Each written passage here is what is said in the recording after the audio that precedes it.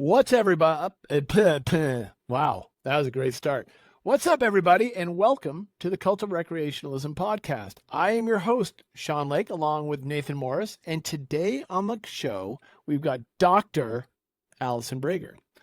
Allison is, or I should say, Dr. Breger is a neurobiologist, a 4-year varsity letterman at Brown University for track. In other words, she's faster than you are. A current enlisted American soldier, a CrossFit Games athlete. So now she's faster than you and stronger. She's also an author of an epic book called Meathead, Unraveling the Athletic Brain. She's an expert on sleep and circadian rhythms, which is what we're here to dig into today. Welcome, Allison. It's nice to be here and see you both again. Mm-hmm. Yeah, Allison, I was telling Sean the last time I hung out with you, it was in a minivan in Tennessee, and you were emailing military officials, and you were about to fly to Germany. Yes, exactly. Yeah. Well, And you've there's been a like, trip to there's a trip to the 5-star building first before Germany, but yes. We'd like to be invited to that meeting, if for no other reason than to shake hands and offer some great supplements. But we'll save that for another time. Yeah.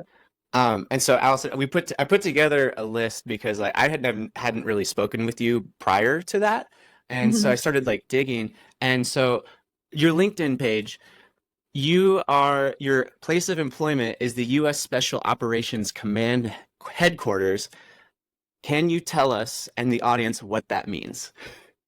So essentially, I work for, I support the main scientific capacity. I support special operations. So, special operations were tip of the spear in terms of expertise. And they bring together the best and brightest from all different areas to help support their military missions. And so I provide that support as a scientist. Gotcha. And then your role is Ghost Fellow, which is a really cool job title. Yeah, so it actually dates back to World War II. There was this platoon called a Ghost Platoon where they basically had these inflatable tanks to act as a form of deterrence and disguise for adversaries. And then when the Germans went up to these tanks, they saw that they were inoperable. So it's this idea really of pushing forward the best technology to help us with our myriad of clandestine operations. That's interesting. I want to go down that rabbit hole too. Learn more about that. That could be an entire conversation because that takes on so many elements of human performance, technology, and innovation. I imagine you're looking really across the board at a lot of those. Yeah, so our number one special operations truth is humans are more important than hardware.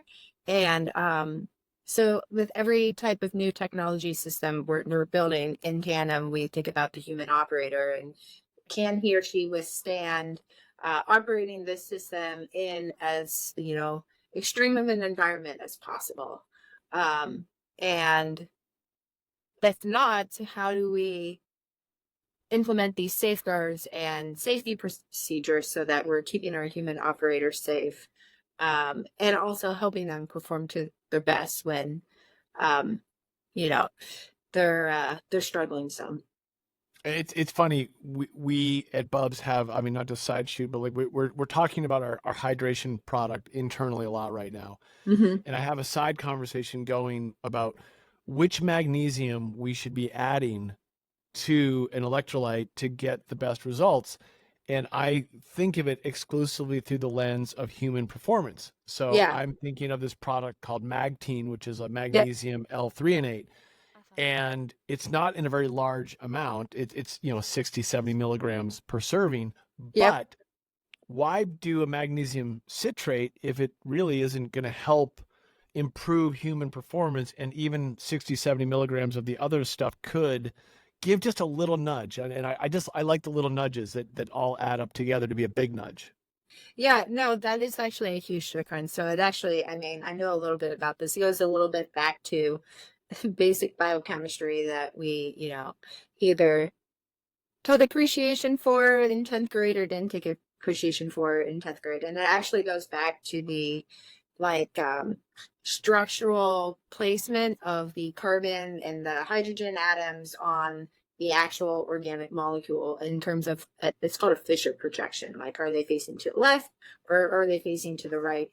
And believe it or not, that difference of where the carbon atoms are and the hydrogen atoms are on the left or the right makes a difference in terms of how the body absorbs that substance.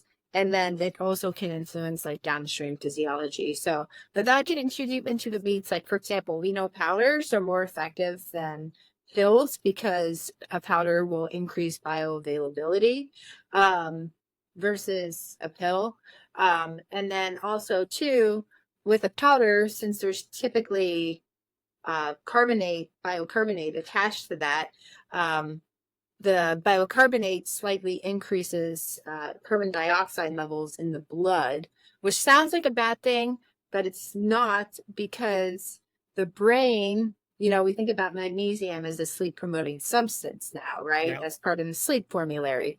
Well, the brain, anytime there's an increase in carbon dioxide levels or detection in the blood, the brain's immediate response is to be in a sleep or to, shut down certain processes. So, I'm not saying this is like a toxic, harmful, damaging effect. I'm just saying that increased CO2 in the blood can possibly have a sleep promoting effect. I mean, we know from a few clinical trials that magnesium does promote sleep and improve sleep quality. Mechanism of action is yet to be determined, but just talking to a few chemists and biochemists I know, that's their hypothesized mechanism of action, even though it hasn't formally been assessed yet in a randomized control trial. Wow. I mean, neat stuff. My key takeaway from that, as the guy who flagged out on chemistry in the 10th grade, is if I can put magnesium L-threonate in there, do it. That's what I heard. Yeah. So, thank you for that. I Yeah. appreciate that tip. Now, this is going to kind of lead back into that, but on LinkedIn, you're endorsed for immunohistochemistry. What is that? So, prior to doing human work, I used to do a lot of animal work to look at identifying what genetic factors, biological factors influence sleep. And so in order to determine if, for example, a drug that is going through clinical drug trials has an impact on sleep and wake systems in the brains of animals, you can look for neuronal markers after the animal is, we use the term sacrificed. That's like the PC term for it. So basically, immunohistochemistry is looking at sections of the brain, staining the brain for a specific chemical, and this chemical, how it is stained is through manipulating the immune system, so essentially antibodies. And that's what immunohistochemistry is. It's a process of detecting different protein factors and the expression of different biological factors in a specific brain area. So, Nathan, note to self: a lot of goats. A lot of goats, a lot of rats, little mice, goats. Well, All mine good. is mostly hamsters. So hamsters are actually one of the best models for the endocrine system and circadian rhythms, because they have very robust expression of their endocrine patterns, and their patterns do change across seasons, and it's also very sensitive to changes in the light dark schedule. So that's why circadian biologists and reproductive endocrinologists love using hamsters as an animal model. And then we did a lot of mice too, because that's one of the many species you can manipulate their genome. So a lot of our studies, we would actually manipulate the genetic expression of certain factors and create mice for certain traits based on those genetics. I like to think of my early research as the guy from South Park. Remember Professor Mafanzo, who created like the Siamese pigs and the Siamese monkeys and all that? Yes. And yeah. thank you, because Forgot like, about that till right this now. is you just made everything more human, because before that I was like, this is flying so far over my head, but thank God this is South Park reference in here. You just Yeah. anchored us back to where my brain lives. It's There's a that, South and then Park pizza reference French for fries. everything. Exactly. There's South Park reference Yeah. for Well, everything. and so you obviously, like, you've been talking a little bit about circadian rhythms and all that kind of stuff. Like, your specialty is sleep, correct? My specialty is actually circadian rhythms, because when it Okay. comes to sleep, there's the circadian component and there's something called a homeostatic component, which basically means like for as long as you're awake, the drive to sleep increases. I sort of look at the interaction between both now, because in the military we do a lot of not just night operations, we do a lot of sustained wakefulness for very long periods of time. But my bread and butter is really circadian rhythms. And so what drove that? Was there like a certain point in your life where like, I want to learn more about this because this just happened to me, or how did you get into that? So there actually is a story behind this. I had a gymnastics coach who once told me like to always plan your career around your lifestyle and not your lifestyle around your career. So it's just like, you really want a career that is the lifestyle, because that's the only way you'll be happy, and the only way, you'll come to work appreciating what you do, and you're less likely to burn out. So towards the end of college, like, I knew I wanted to do neuroscience. And I knew I wanted to be a scientist. And so I just started thinking one day. I was like, well, I love, the world of athletics and exercise. So if I want to be a scientist, I want to be a scientist who studies exercise. I also appreciate the importance of sleep, because truly, I think being a good sleeper and having the discipline to get as much sleep as possible as early on as middle school is why I flourished as a two-sport athlete. And then I was the valedictorian of my very large high school as well in high school, and then continued that onwards in college. So sleep is important for me for that reason, for human performance. And then, I was like, well, I love neuroscience and neurochemistry. So, I love all the research around serotonin, right? Because serotonin is the basis of what makes you love and crave exercise. And it's also part of sleep. So I literally looked for the world's expert who had somehow converged serotonin, exercise, and sleep together. And it turns out this individual is Dr. Dave Glass at Kent State University. He's now retired. But he studied this in animal models. So he essentially looked at how the timing of exercise influenced sleep and wake rhythms. And it's through the release and secretion of serotonin within very specific areas of the brain. So that's how I got to where I am today. That's wild. So this actually kind of leads into a question I was going to have, which is like, I wear a Whoop strap.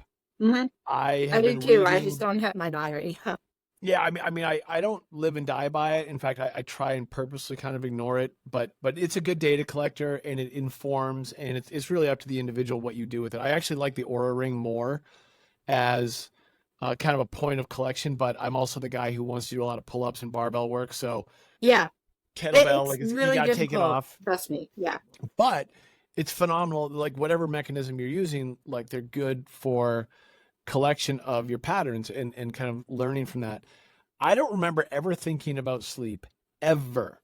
Like burn the candle at both ends. I used to be a professional snowboarder, and trust me when I say in my 20s, that discipline did not have physical training recovery. It had a concept called drink it blue, which was when you had a photo shoot or a video shoot the next day and it was cloudy or snowing out, and you'd get drunk as hell to drink the weather blue so that you could go and hit the jumps and ride the next day. Oh, wow. Very different world. But somewhere along the way, recovery became more important.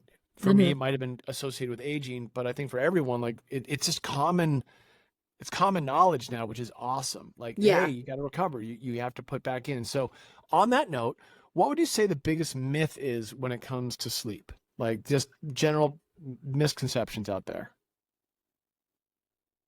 So this idea that you can catch up on sleep, to an extent, because yes, you can catch up on sleep if you are a good sleeper and say have 1 or 2 nights of poor sleep.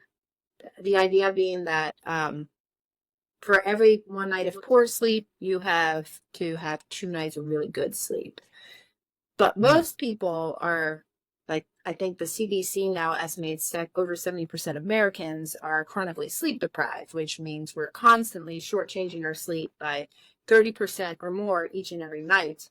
And so now you're talking about years and decades to catch up on that. So this sort of takes the concept of saying, hey, you can sleep when you're dead. Yes. And if you're not going to sleep, you're going to be dead. And boy, one sounds cooler than the other, but Yeah. Now, I will say, because we've done this in the military, and we're the ones who actually coined sleep banking. So prior to anticipated sleep deprivation, if you increase the amount you normally sleep by an hour to an hour and a half for about 2 weeks prior, your rate of decline during sleep deprivation is slower. So you're still Okay. at some point going Yes. to decline, especially about like hour 22 and beyond into sleep deprivation, but the slope will be less steep.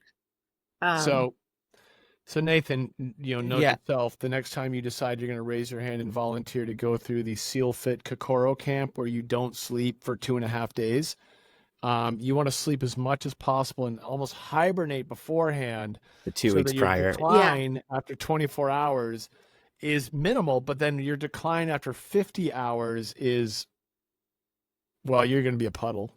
Yeah. So did you do the SEAL Fit trailer for something? Or? I did. So I You used to did? coach at Mark Devine's SEAL Fit Gym. It's local Oh, here in yeah. Encinitas. Mark's an old Yeah. friend of mine. And Yeah. Glenn, who is Bub, Glenn and I were both coaches at his gym. And I was Okay. one of the only civilian coaches that he had in the program, helping these young cadets go through the camp. Yeah. But before I could coach it, I had to go through it and pass. Oh, that's awesome. So I did would love to do it. I was 39 years old and Yeah. or 40 years old, and I did a, 55-hour, basically a simulated, Kokoro Hell Week environment Yeah. where they just kicked the living tar out of me. And I came out the back end of it, absolutely a changed person. It's a phenomenal Mhm. experience for understanding the value of teamwork, breaking down the individual. There's so many value points in it. And sleep deprivation was 100% one of the strategic stressors added to the experience to help understand the reliance on team and building, and that you just can't be doing this alone. Anyone who tried to do it alone peeled off and failed. But Yeah. those that could really learn the teamwork dynamic were able to overcome those individual mountains as a team. And it was, I can't recommend it enough for those that really want to see what they're made of. But interestingly, sleep deprivation was one of the keys. I went through the camp not knowing that we weren't going to sleep. Yeah. I had no idea, because this is kind of, it wasn't pre-internet. It wasn't Yeah. that long ago, but I didn't do any studies on it. Mark just said, do the camp. And so I literally showed up that day, and I'm like, hey guys, where do we sleep? And the coaches are like chuckling, like, oh, he's in for it. Yeah. Well, it's funny you say that, because, like, we use sleep deprivation in the military, especially. I argue this is like the rationale in Ranger School for why you're sleep deprived so long, right? Is because you're trying to assess and select the leaders of tomorrow, right? That's what Ranger School is. It's leadership school. And so you really want to find out, because we find this in the lab all the time. Like, this person can be really nice under normal, well-set conditions and turns into a complete dickhead under sleep deprivation. And so that's also part of the assessment and selection too. You find out who is selfish and not selfless. Wow. I mean, that's fascinating. I think in its own way, the same things were being uncovered, because you had to value helping others and like genuinely being there for them, because you're gaining the strength from that. And then when you have your moment of weakness, you've kind of got this deposit of goodwill from your teammates to help lift you up. And then there's this mutual buoying and anchoring that happens from that. So the next question is kind of an extension of that. Like, well, when you say, we think of the sleep myths, we've covered that, but the most important things when it comes to sleep, like, is there a single thing you can rank if you just say, hey, look, this is the number one thing I want people to have as a takeaway about coming to the subject of sleep?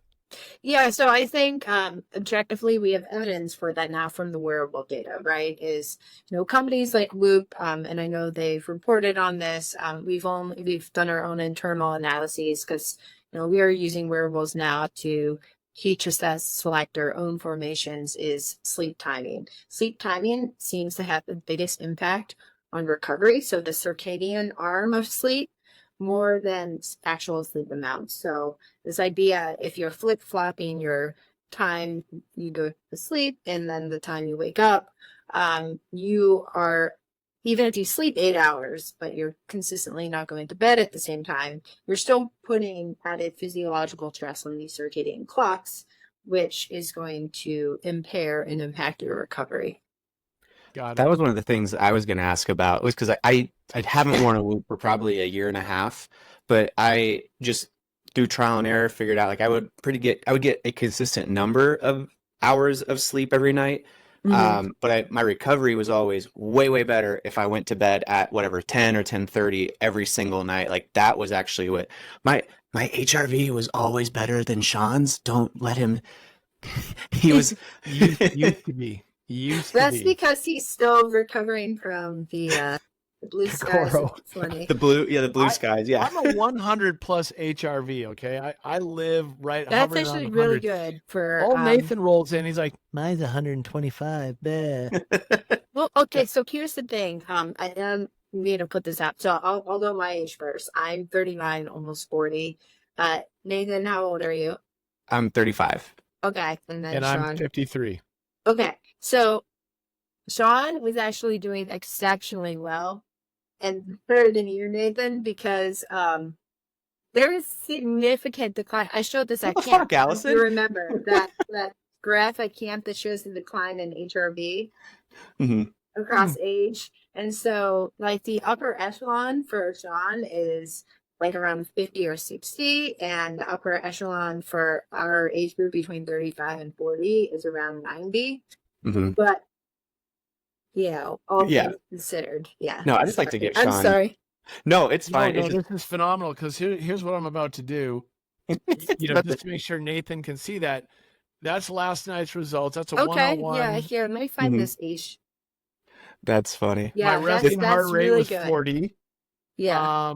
And I don't know. I just look at this, Nathan, above all. I just see, oh, look at all that green. No, that was like right when I got the Whoop. It was me, Sean, and then the other founder of Bubs, TJ. Like we all had it, and Sean, like I remember calling me. He's like, "What are you doing? Why? I thought I was the HRV guy, and now you're beating me. You just walk in." It's like, I don't know. You walk in out of nowhere, and you're this young kid, and you've got the best HRV. Well, that's Sean, he's young. Yeah, Sean keeps up though. Like anytime I worked out with Sean, like I do make fun of Sean for being older than me, but he like, if I'm not on my game, I'm not winning the workout. So, yeah. But that was gonna be one of my questions about like just the consistency versus hours and all that. And then my other big question I wanted to know is, I lots of times have a hard time falling asleep. And if there's like a secret of, and what I have found for myself is if I imagine the color black, and then I get like, and then I get to where like I'm imagining that is all I'm focusing on. Then I try to think of a darker color black, and then and if I repeat that like 3 or 4 times, I fall asleep. But sometimes it takes a really long time for me to like imagine if there's another thing that I should try, or if you have like a do this. No, so that is really individual specific. So some people just need like mental imagery, or I mean, there's truth to counting sheep. So some mundane task. Some people just actively do breath work, and use like the box breathing method to help fall asleep. Whatever works for you. Okay. Funny, the box breathing being a classic Mark Divine. I remember learning the 4-second in, hold, 4-second out, hold, 4-second, like doing it in a big box. So Yeah. I mean, classic like trend of today. My splurge purchase for 2024 was an ice bath. Oh, okay. And Nice. I use one. I try and use it almost immediately post exercise. So this Yep. morning I did a long bike ride, like before, the kids are just waking up. I go jump on the bike and I'm pedaling it out, and I'm ramping, like heart rate sustained at like a $150, $155. Get out, 3 minutes in the bath, Mm-hmm. and I time the bath by doing box breathing. Yeah. Like, okay, if I do 14 box breaths, that's about 2.5 minutes Yep. or whatever, and then I do another 30 seconds because by that point I'm at regular breath. But the calming effect of doing that is phenomenal. Like it just Oh, like the yeah. breathing techniques work. So now another question for you: jet lag. Mm-hmm. Here you have a subject that affects anyone traveling with Yep. more than 3-4 hour time zones. I'm going to Italy with my wife at the end of September for our Okay. 10-year wedding anniversary. Oh, And congratulations. thank you. But we get smashed heading over there. And I don't mean drinking. We don't drink Yeah. on the flight over. Maybe a little champagne, but we get there. It's 11 o'clock in the morning, but it's really 1 o'clock in the morning Yeah. in San Diego, and we're just delirious. Yep. What are your secrets for that? So, honestly, when you're traveling eastward, I did this in Germany too. My wife actually came with me to Germany as well. Nice. It is better. So again, there's two arms of the system, right? The circadian arm and the homeostatic arm. If you oversaturate the homeostatic arm, it will force the circadian arm to get back on schedule. So you actually did the best jet lag protocol ever, which is to stay up that whole first day because you're so exhausted when you go to sleep at night. And you have to wait until after the sun sets too. If you do it before the sun sets, you're screwed. But if you wait Yeah. like an hour to 2 hours after the sun sets, your system immediately resets. That's awesome. That is it. But taking a red eye to Europe is the best thing you can do. That's awesome. So we did It this last year, sucks, 1 but year it's good. ago. Yeah. It was horrible. We flew to Venice from San Diego. We slept what we could on the flight. We land. It's like 9 in the morning, Mhm. and we just forced ourselves to go to museums all day and like just Yep. walk around and look at the art and take in the culture. And then we had dinner, and we made it to bed by like 9:30, 10 p.m. We just skidded to a halt, and we're like, Yeah. okay, we're crushed. But it helped the next day, and then we Yeah. had the whole rest of the week to effectively be on sunrises. You can kind of engage with. That's awesome. Yeah. Well, Um, there's an app now that will give you like day by day and hour by hour instructions. It's called Time Shifter. So it was actually created by some colleagues of mine who work for Harvard. Because Harvard is like the hub of sleep research. It's always been. It's great. It's like you basically put in your flight schedules and it will tell you exactly when to sleep, how much to sleep on the plane, when to eat, when to drink, and then pretty much give you a schedule for the remainder of the week in terms of when to do these things. And that is one of the things Time Shifter will recommend for Europe is like, okay, you can take maybe a 20-minute nap once or twice that next day flying over, but really just stay up until bedtime. Yeah, try not to knock yourself out. I mean, you can go into an incredibly deep sleep at 2 p.m. there. And Oh yeah. you're Oh my God. detonating Yeah. yourself. That first day in Germany, we got this like card game that we had never played before, and we were trying to figure it out, and it was super complex. Well, at the time it was super complex, and we were like, okay, we're done with this. Like we couldn't remember or retain information worth anything. So. Which is really funny because I wanted to ask about that performance element of sleep and brain. But before I go there, you're kind of touching on this. Safe to assume then that consistency in sleep overall, whether you're traveling or not, the consistency is definitely a central theme. Yep. Nope. Absolutely. So, Yeah, I've worked with Olympic teams since 2008. So each Olympic cycle, I tend to work with a team or two. And then I've been working actually a lot with the Big Ten teams because, of the merge between the Pac-12 and the Big Ten. And Yep. that's my one recommendation is to keep the consistency. And a lot of that consistency when you travel comes around when the sun sets and the sun rises, right? You want to be in bed after the sun sets, but then be up around the time of sunrise, even if it's shortchanging your sleep, because that's what's going to reset your system ultimately. That's awesome. And Sean kind of touched on it a little bit of like sleep and you even talked to that. Start over. You even talked about it a little bit in Germany of like brain performance and just like cognition and Oh yeah. why does like, because I feel like there's also almost a certain point to where like if you don't sleep, then like actually maybe there's a little bit more clarity at the end. Like why is there a correlation between sleep and both athletic and cognitive? And I know we know there is, but like what is the science behind that? So it's all about REM sleep. So that's the scientists at Harvard. That's what they found is when you actively deprive, it can be a human or it can be a preclinical animal model. If you deprive both of sleep, you lose the encoding processes in the brain that encode information so that you can recall it later in time. Like that system becomes hijacked.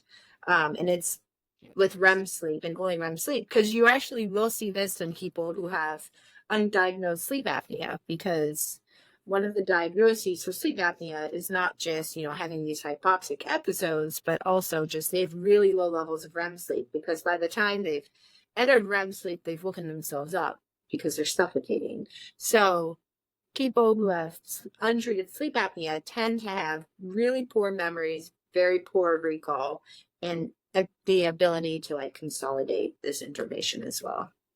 That is amazing. So, I mean, key takeaways here: get your sleep consistently, and create patterns around sleep.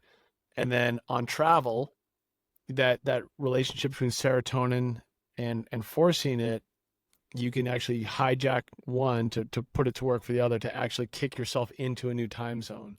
Yeah. So forcing yourself willpower to stay awake longer. And like, hey, there is a true cognitive decline when you are sleep deprived and you are losing some of that cognitive function. And I mean, I recall this because I mean, one of the hardest things about that SEAL Fit and Kokoro experience was we had to memorize not only the SEAL ethos, but we had to memorize a poem, and it was like you're in the middle of that trying to recount it, and it's just like it's like mud working through your brain, whereas under typical circumstances you can kind of put these pieces together. And thank God they had us working on that in the first 12 hours before we were detonated, and not just starting it towards the end, because it never would have happened. Oh, that would have been comical.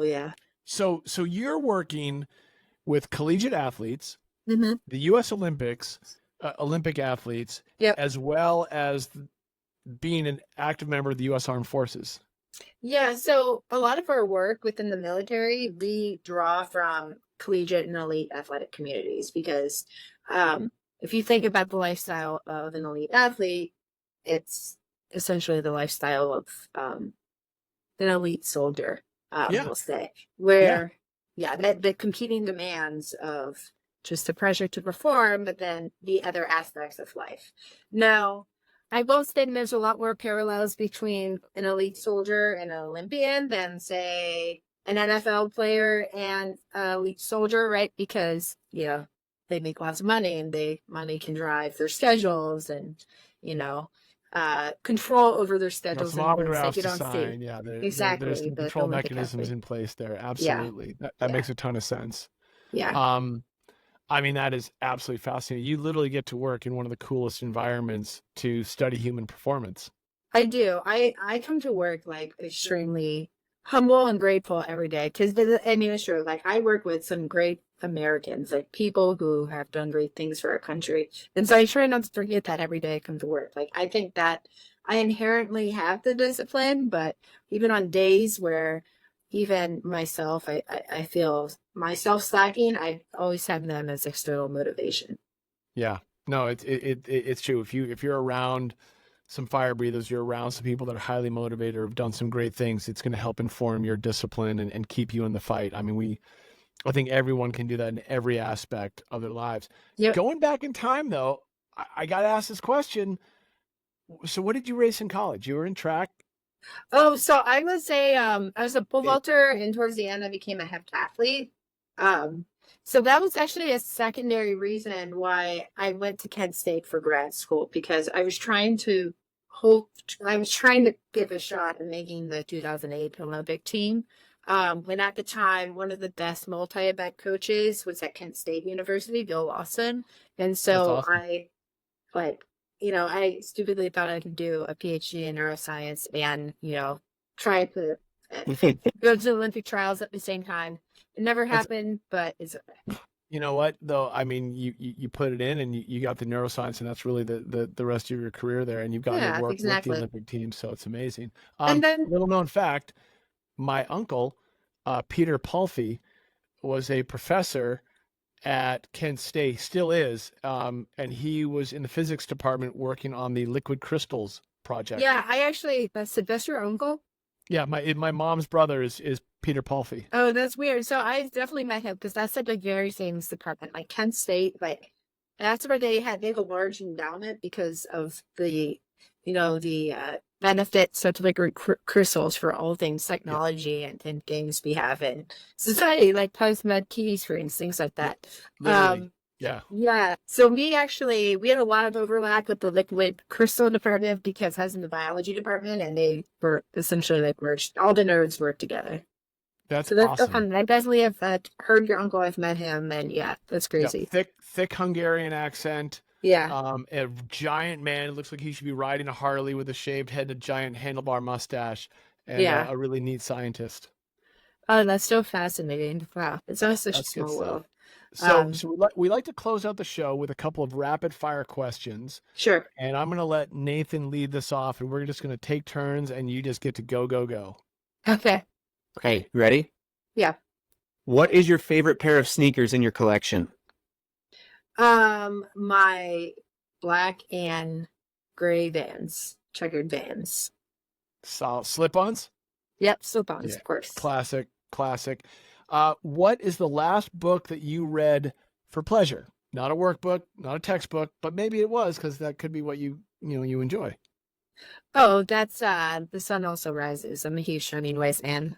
Oh, nice one. How many books do you have open at the same time, or are you a one book warrior?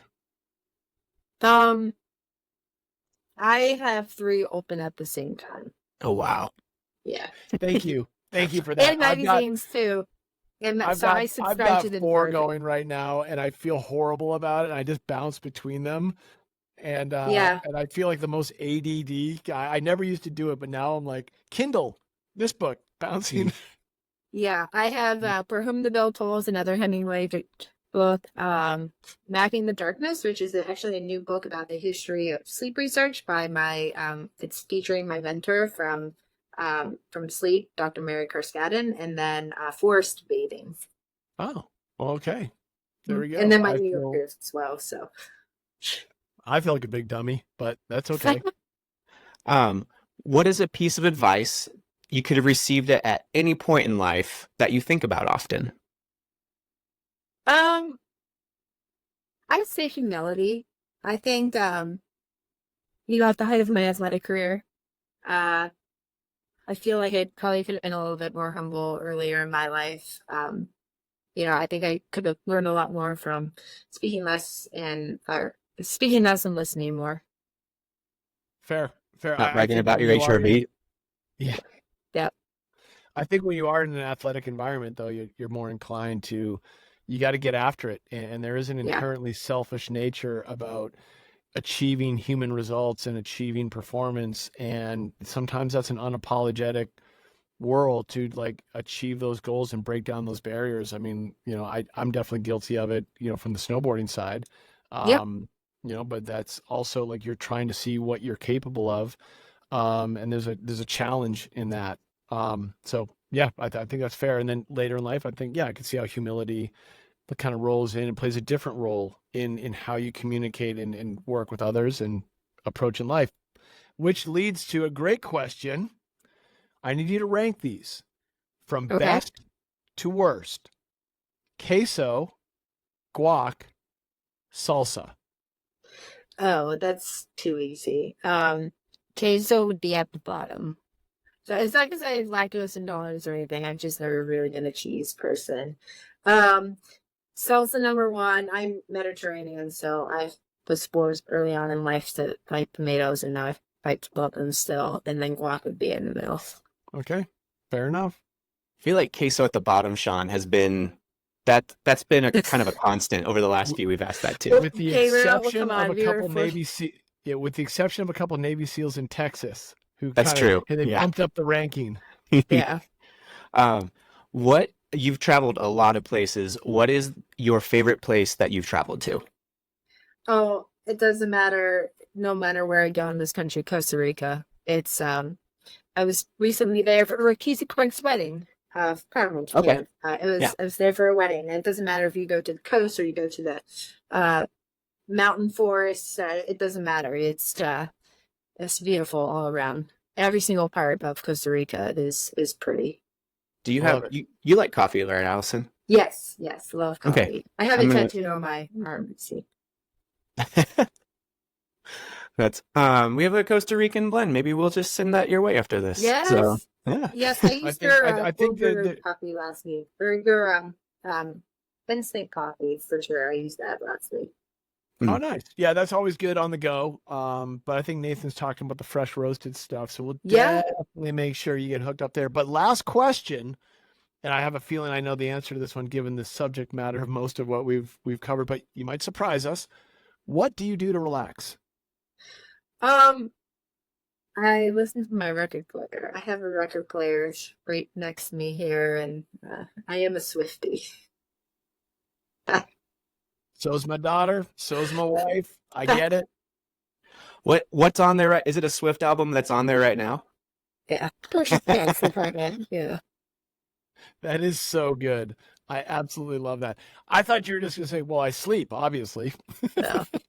No, I come home and I put on the record player. I do that Johnny Cash, San Quentin Prison album, and then I have the Pink Floyd, classic Dark Side of the Moon. So, yeah. Yep.